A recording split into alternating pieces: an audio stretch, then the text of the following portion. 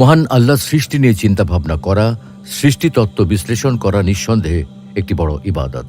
কোরআনুল কারিমে আল্লাহ তাআলা আসমান সম্পর্কে একাধিক বিস্ময়কর সত্য বর্ণনা করেছেন, যেমন মহাকাশ কক্ষপথ বিশিষ্ট। সূরা যারিয়াতের ৭ নম্বর আয়াতে বলা হয়েছে, আসমান হল জাতুল হুবুক, বহু রাস্তা বা পথ বিশিষ্ট, বহু কক্ষপথে বিন্যস্ত, মহাকাশ নক্ষত্র বেষ্টিত এবং গ্যালাক্সি সমৃদ্ধ।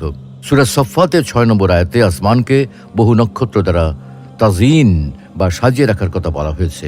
আবার সূরা ফুরকানের ৬১ নম্বর আয়াতে মহাকাশে অসংখ্য বুরুজ বা গ্যালাক্সি স্থাপন করার কথা বর্ণনা করা হয়েছে। সম্প্রসারণশীল মহাকাশ, সূরা যারিয়াতের ৪৭ নম্বর আয়াতের বিবরণ মতে আসমান হল মুসিয়াউন, সম্প্রসারণশীল, যা প্রতিনিয়ত বিস্তৃত হয়ে চলেছে। আল কোরআনের বর্ণনায় ৭ আসমান, এ ব্যাপারে স্বয়ং আল্লাহ রাব্বুল আলামিনের ঘোষণা, তিনি সেই মহান সত্তা যিনি তোমাদের জন্য জমিনে যা কিছু রয়েছে তা সৃষ্টি করেছেন। তারপর তিনি পুনরায় আসমানের প্রতি মনোযোগ দেন, ফলে সেটাকে ৭ আসমানে বিন্যস্ত করেন। বস্তুত তিনি সকল বিষয়ে অবহিত। অত্যন্ত সুস্পষ্টভাবে বলা হচ্ছে আসমানের সংখ্যা হল ৭টি, একটি অন্যটির উপরে অবস্থিত, একটার সাথে অন্যটা লেগে নেই, বরং প্রত্যেকটি আসমান পৃথক পৃথক অবস্থায় আছে। সূরা ফুসসিলাতের ১১ নম্বর আয়াতে আল্লাহ তাআলা প্রথমে আসমান ও জমিন সৃষ্টির প্রাথমিক পর্যায় সম্পর্কে আলোচনা করেন।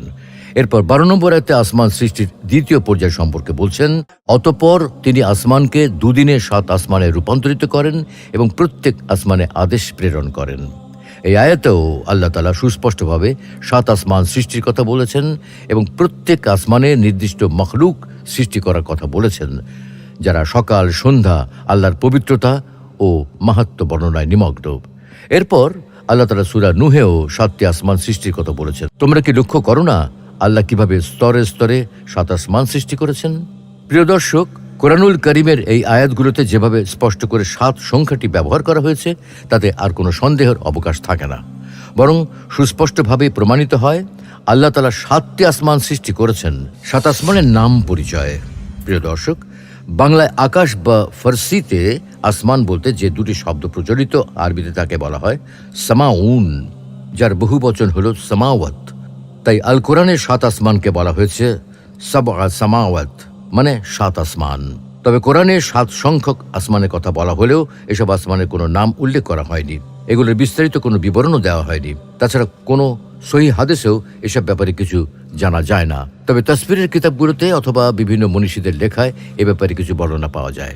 যেমন জালালউদ্দিন সুয়ুতি রহমতুল্লাহি আলাইহি আদ-দুররুল মনসুরে উল্লেখ করেছেন, কারো কারো মতে প্রথম আসমান হলো অন্ধ তরঙ্গের মতো, দ্বিতীয়টি সাদা মরমরের মতো, তৃতীয়টি লোহা, চতুর্থটি তামা, পঞ্চমটি রূপা, ষষ্ঠটি স্বর্ণ, সপ্তমটি লাল রুবি এবং তার উপরে রয়েছে নূরের দিগন্ত। এর উপরে কি রয়েছে তা আল্লাহ ছাড়া কেউ জানেন না। ৭ আসমানের বৈজ্ঞানিক ব্যাখ্যা। আধুনিক বিজ্ঞানের দৃষ্টিতে চোখ মেললেই যে আকাশ দেখি সেটা আকাশ নয়।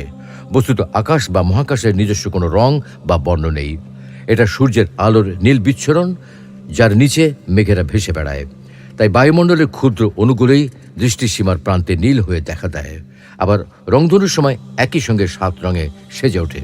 সুতরাং আমরা খালি চোখে যা দেখি তা মোটেও আকাশ বা আসমান নয়, এটি মহাশূন্য। মহাশূন্য অসীম, এটা ছড়িয়ে রয়েছে ছোট বড় অসংখ্য গ্রহ, উপগ্রহ, নক্ষত্র, ছায়াপথ, গ্যালাক্সি এবং কৃষ্ণগহ্বর ইত্যাদি, যাকে এক কথায় বলা যায় স্পেস বা মহাশূন্য। কিন্তু কোরআনের ভাষ্য মতে প্রথম মহাশূন্যের পর রয়েছে প্রথম মহাকাশ, তারপরে দ্বিতীয় মহাশূন্য এবং তারপর তৃতীয় মহাকাশ। এভাবে বিশাল এক একটা মহাশূন্যের পর এক একটা মহাকাশ, এভাবে সপ্তম মহাকাশ বা আসমান। আধুনিক বিজ্ঞান এখনো পর্যন্ত যা আবিষ্কার করেছে তা হয়তো প্রথম মহাকাশ বা মহাবিশ্বের উপাদান মাত্র, এবং এই মহাবিশ্বের সীমানা বিশাল, অসীম, অনিঃশেষ, অকল্পনীয়। হাদিসের বর্ণনা মতে এক আসমান থেকে অপর আসমান ৫০০ বছরের দূরত্বে অবস্থান করছে, কিন্তু এই ৫০০ বছর কিভাবে বা কোন মাধ্যমে পাড়ি দেওয়া হবে সেটা উল্লেখ করা হয়নি। তিনি বলছেন, আমি মানুষকে জ্ঞানের খুব অল্পই দান করেছি। আল্লাহ সুবহানাহু ওয়া তাআলা বলেছেন, الذي خلق 7 سماوات طباقا ما ترى في خلق الرحمن من تفاوت فارجع البصر هل ترى من فطور। তিনি ৭ আসমান স্তরে স্তরে সৃষ্টি করেছেন। তুমি রহমানের সৃষ্টিতে কোনো বৈপরীত্য, বৈসাদৃশ্য দেখতে পাবে না। আবারও দৃষ্টি ফেরাও, কোনো ত্রুটি দেখতে পাচ্ছ কি?